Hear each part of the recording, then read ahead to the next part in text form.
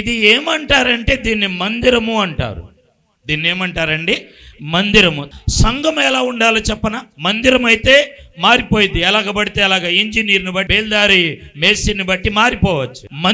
మందిరములో ఉన్న మనం సంఘం స్వరక్తం ఇచ్చి కట్టాడు. ఈ సంఘం ప్రియులారా ఇది మారొచ్చు, కానీ ఈ సంఘం ఎప్పుడు ఎలా ఉండాలంటే రండి బైబిల్లో మన ప్రశ్నకి ఒక సమాధానం ఉన్నది. ఎఫెసీ పత్రిక 3వ అధ్యాయములో 21వ మాటను చదువుకుందాం. అడిగి వాటన్నిటికంటే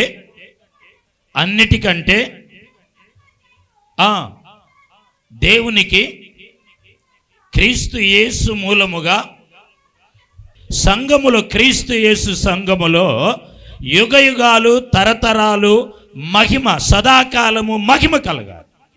సంఘం మందిరం మారొచ్చు, ఎలాగైనా ఇంజనీర్ ప్లాన్ ప్రకారంగా మారొచ్చు.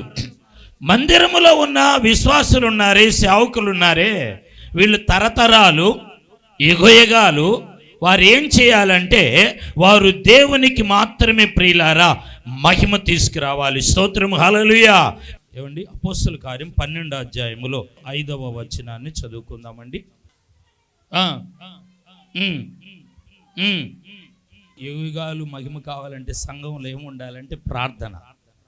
ఆ ప్రార్థన కూడా ఎలాంటి ప్రార్థన కాదు. ఎలాంటి ప్రార్థన? ఆసక్తులకు ఇంకొకటి జోడించాడు, అత్యాసక్తి కలిగిన ప్రార్థన. స్తోత్రం. ఏ ప్రార్థన అండి? సంఘము యుగాలు మహిమ ఉండాలి అంటే అర్థం ఏంటంటే ప్రియులారా, దేవుని వాక్యంలో మనము ప్రార్థన కలిగి ఉండాలి. Praise the lord. ఏలియా ప్రార్థించాడు, యోనా ప్రార్థించాడు, పేతురు ప్రార్థించాడు. ఈ ప్రార్థనకి 12:14లో మీకు రిజల్ట్ ఉండిద్ది. 14 ప్రార్థన అంటే అన్ని ఆసక్తి కలిగిన ప్రార్థన ఎలా ఉండిద్ది అంటే ఈ 14 చూడండి. 14లో వాళ్ళు ప్రార్థన ముగియలేదు.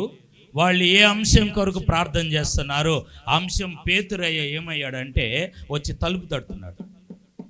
అక్కడ ప్రార్థన చేస్తున్నారు సంఘం అంతా, ఇక్కడ పేతురు తలుపు కొడుతున్నాడు. రోదేనా అక్కడ ఉంది, రోదేనా మీదేనా?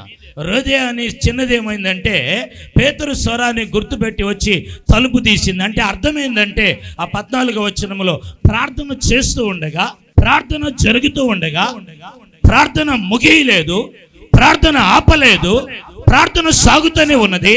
ప్రార్థనలో నుండి లెగవటానికి ముందుగానే దేవుని రాజ్యములో నుండి సమాధానం వచ్చింది. పేతురు మునిగిపోతూ ఉండగానే చెయ్యి పట్టుకొని లేపాడు. ప్రార్థన. యోనా ప్రియులారా చాప గర్భములో అరిగిపోకుండా ఉన్నప్పుడే దేవుడు చాప గర్భములో నుండి యోనాని బయటికి తీసుకొని వచ్చాడు దేవుని వాక్యములో.